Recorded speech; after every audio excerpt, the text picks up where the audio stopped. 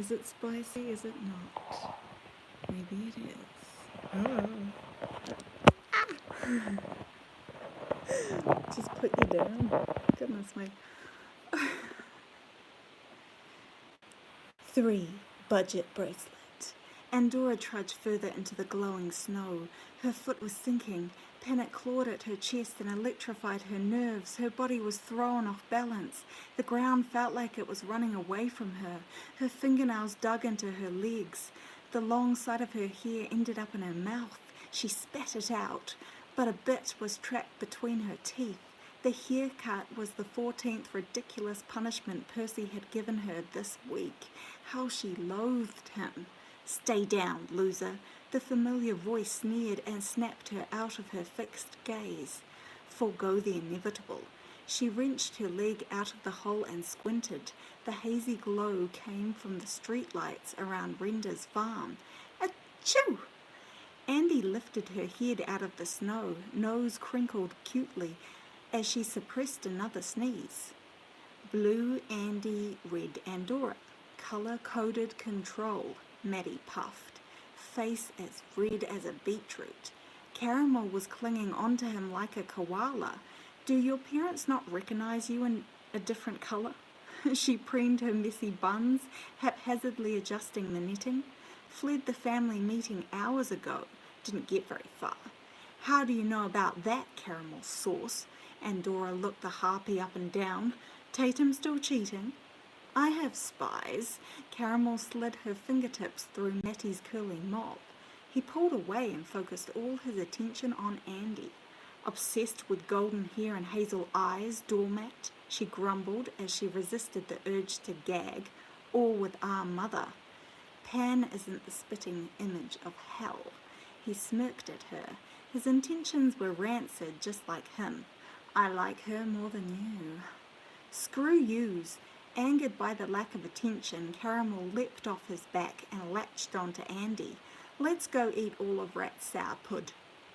"You prey on the weak." And Dora barely registered that her sister was getting dragged off by the harpy. "Remember to swallow." "Pet."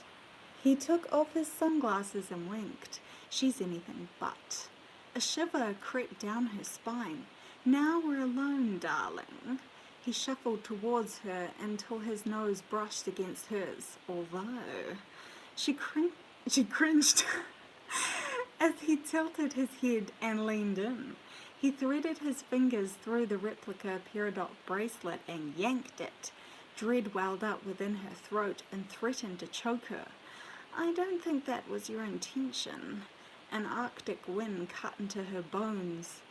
"Your sisters have a mind. Let them use it."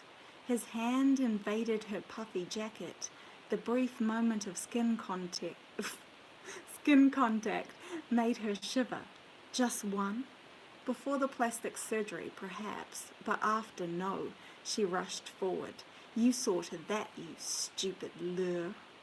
"Lure? Lure?" "Let her make her own mistakes." "Mistake?" "You said it," she scoffed. "I'm not who you think I am, and neither is she." His breath hit her cheek, fingertip ducking under a strand of her hair. "Your life is the pursuit of self-destruction, but mine is pleasure." She fought against the urge to back off. "Use your tricks on the marks, not your master." Her frozen heart started to race.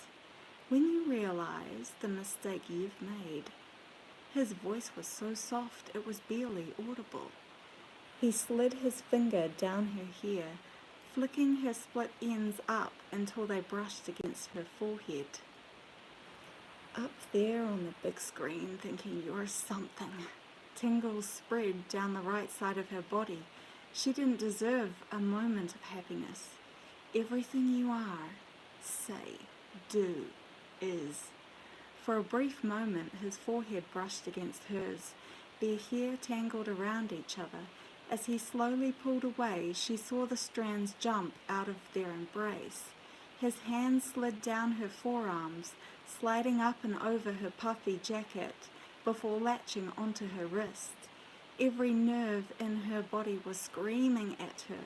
Her ragged breath filled the air. Her vision started fading in and out. Fake. Come find me. He let go, turned on his heel and trudged away. A sharp pain jolted through her head like she was hit by lightning. Suddenly she was falling, face first, into the blanket of white. There was nothing she could do to stop herself, edging ever closer to the abyss. Her chest tightened. Bile crept up her throat and made her gag. The crushing pressure of compacted snow was weighing her down. Her muscles ached, bones cracked, veins throbbed. The cold didn't faze her anymore. Everything was numb. Her mind was shrieking at her. She barely had the energy to respond. Heavy snow smashed into her back. She was being buried alive. The ice melted through her clothes and burrowed into her flesh. Dora thought she could sneak into my castle. The voice was muffled. Congrats. The person trying to kill you is dead.